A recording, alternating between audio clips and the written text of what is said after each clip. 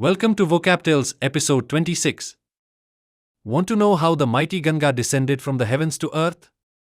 And how a sage's innocence ended a devastating drought? But that's not all. This episode also brings the fierce entry of Lord Parshuram, the immortal warrior and incarnation of Vishnu. Join us as we unravel these legendary tales of Bhagiratha, Rishyasringa, and the mighty Chiranjeevi. Stay tuned to discover their secrets while sharpening your English skills. Welcome, dear friends, to another episode of the stories of Mahabharata. In the last episode, we heard the tale of Rishi Agastya and how Agastya drank the waters of the ocean, leaving it dry.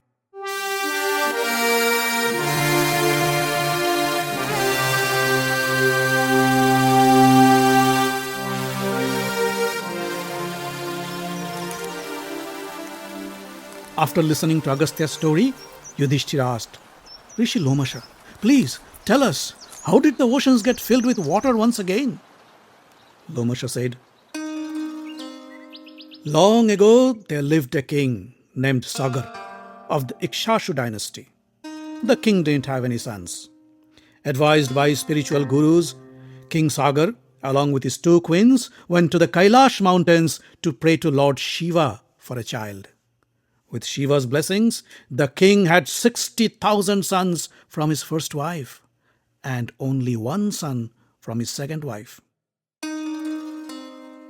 When the sons grew up, Sagar decided to perform the horse sacrifice or Ashwamedha Yagna. The sacrificial horse roamed around the country with 60,000 princes in guard. One day, the horse wandered down to the edge of the dry ocean and disappeared. Sagar's sons were worried. They searched every inch of the surrounding meadows but couldn't find the horse. They dug into the ocean bed and killed any living being that came their way.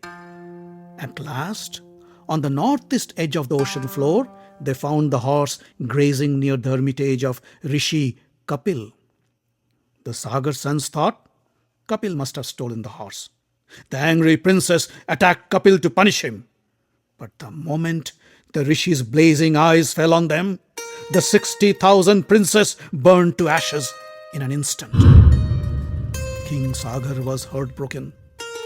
He had banished his second wife's only son, Asamanja, for Asamanja used to kill innocent young boys by throwing them into the river. Now, the king was left with no son. Asamanja had a son named Anshuman. Sagar called Anshuman and said, my dear grandson, you will have to save me from this misfortune. Go to Rishi Kapil and get the sacrificial horse by any means. Anshuman went to Rishi Kapil's hermitage and begged for his forgiveness. The Rishi was pleased with Anshuman's prayers. He gave back Anshuman the horse and said, take the horse back to your grandfather and complete the sacrifice. However, your uncle's souls will go to heaven only when the waters of Ganga touch their ashes. One day, your grandson would please Lord Shiva to bring Ganga and rescue your uncles. Anshuman came back to his grandfather and the sacrifice was completed. After King Sagar died, Anshuman became the king. Anshuman's son was Dilip and Dilip's son was Bhagirath. When Bhagirath became the king, he handed over the duties of the kingdom to his ministers and left for the Himalayas. There he began his worship of Ganga. After many years of arduous worship, Ganga appeared before Bhagirath in person. Bhagirath bowed down before Ganga and said, O mother, Rishi Kapil's curse has burnt 60,000 of my ancestors to ashes. I pray, please drench their ashes with your waters. Only then they would be able to achieve their salvation. Ganga blessed Bhagirath and said, I will fulfill your wish. But when I fall from the heavens, nothing can withstand my force except Lord Shiva. I suggest you worship Lord Shiva and please him, and then ask him to hold me in his head when I fall from the heavens. Bhagirath followed Ganga's advice and pleased Lord Shiva with his worship. Then the mighty Ganga plunged from the heavens down into Lord Shiva's head. The matted hair on Shiva's head buffered the impact. From there, the waters of Ganga flowed down to the earth. Bhagiratha led the mighty river to the plains, down to the ocean.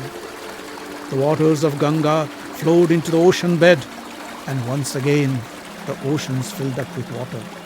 The ashes of King Sagar's son were drenched by the holy waters, and their salvaged souls departed for the heavens. Lomasha concluded his story.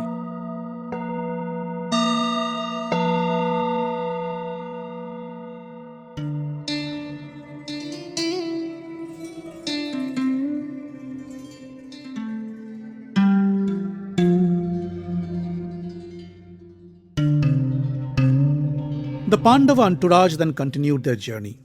They crossed the mighty Nanda and Aparnanda rivers. They also crossed the Rishwakut mountains and arrived at the banks of the river Kaushiki. Lomasha pointed at a hermitage and said, There you see, is the hermitage of the great rishi Vishwamitra. The great sage Bibhandaka of the Kashyapa clan also had his hermitage there. The mystic powers of his son, Rishwasringa, caused rains during the great drought. His story is worth listening. The Pandavas once again gathered round the rishi to listen to the tale of Rishwasringa. Lomasha said, Rishwasringa was a powerful young sage. He devoted his life in practicing austerities and learning the scriptures.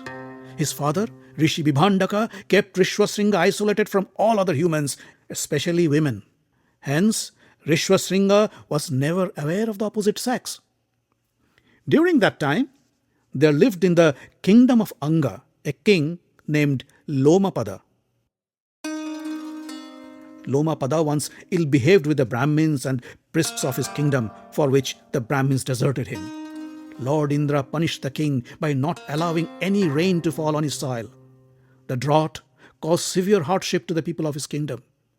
He asked for help from a rishi. The rishi said, Fetch the young sage Rishwasringa to your kingdom, and rains will pour from the heavens. Lomapada consulted his ministers. They said, It won't be easy to get Rishwasringa.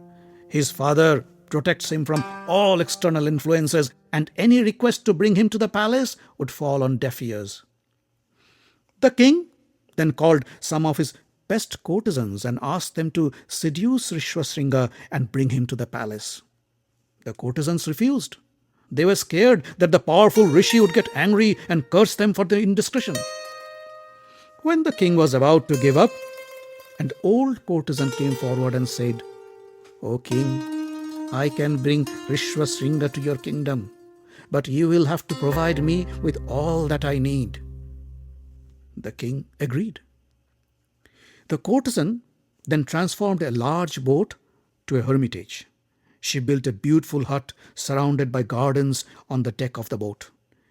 And then, with few pretty young women, she set sail for Bibhandaka's hermitage.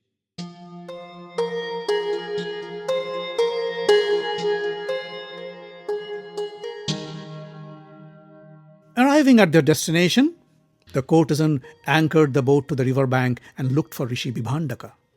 Bibhandaka was not in his hermitage. He had left his ashram to collect his weekly supplies.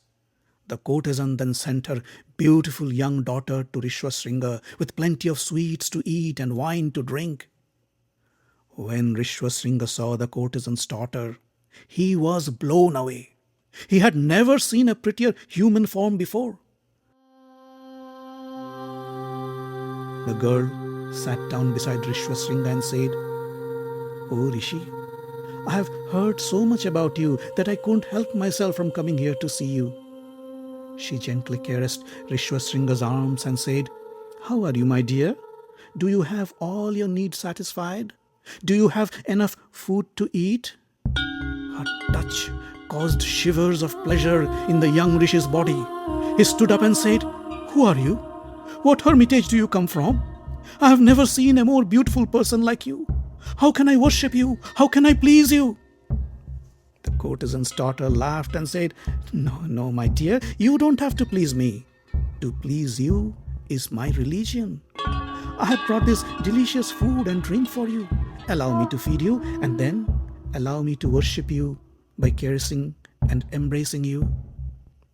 The courtesan's daughter mesmerized the dumbfounded rishi. She fed him the most delicious sweetmeats. She gave him the sweetest wine to drink. Then she played and toyed with the young rishi. She embraced him, kissed him, caressed him. Then she left the intoxicated rishi in a dreamy state and went back to her boat. Rishwasringa had never experienced such pleasure in his life.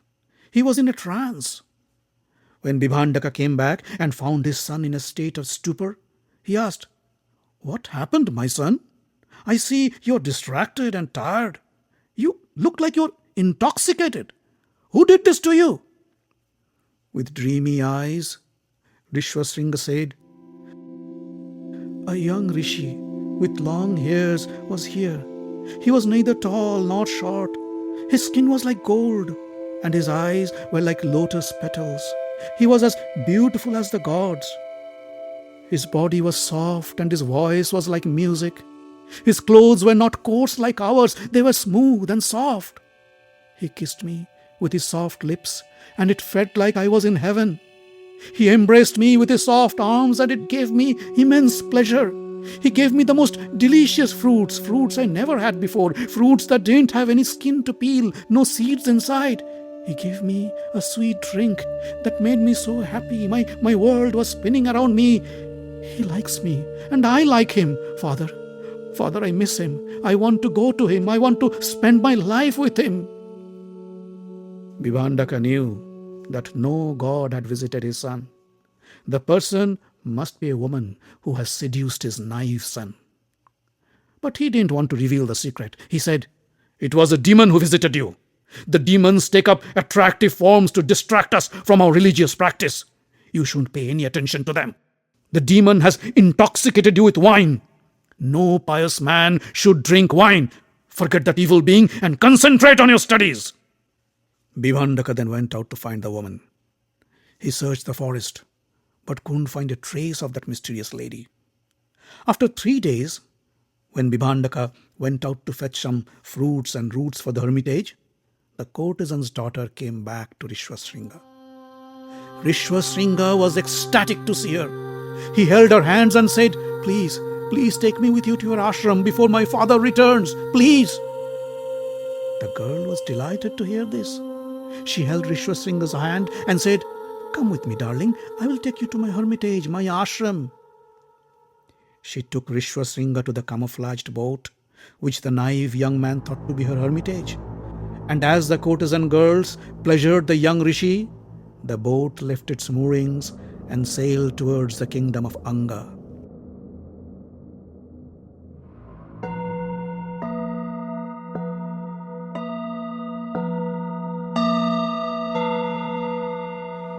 As per the old courtesan's instructions, King Lomapada had built a beautiful hermitage on the river bank of Anga where the boat anchored. The king welcomed Rishwasringa and invited him inside the hermitage. The moment Rishwasringa stepped on the ground, dark clouds covered the skies and rains began to fall. The people of Anga hailed Rishwasringa for this miracle. Lomapada's wish was fulfilled. The happy king gave his daughter Shanta in marriage to Rishwasringa and requested him to stay in his palace. The young rishi accepted the offer with pleasure. When Bibhandaka came back to his hermitage and found his son Rishwasringa missing, he was furious. He guessed it must have been King Lomapada's design to abduct his son. Without wasting any time, Bibhandaka departed for Champa, the capital city of Anga, on foot.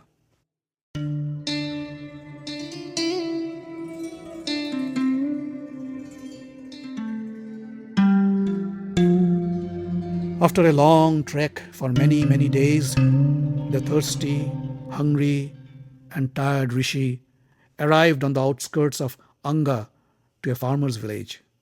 The farmers welcomed the rishi with due respect, offered him a delicious meal and a nice bed to rest. The next morning, Bibhandaka asked the farmers, "My good men, I am pleased with your hospitality. You seem to be happy and prosperous. I'm curious to know, who is your king?" The farmer said, "O great Rishi, all that we have is because of your son's generosity.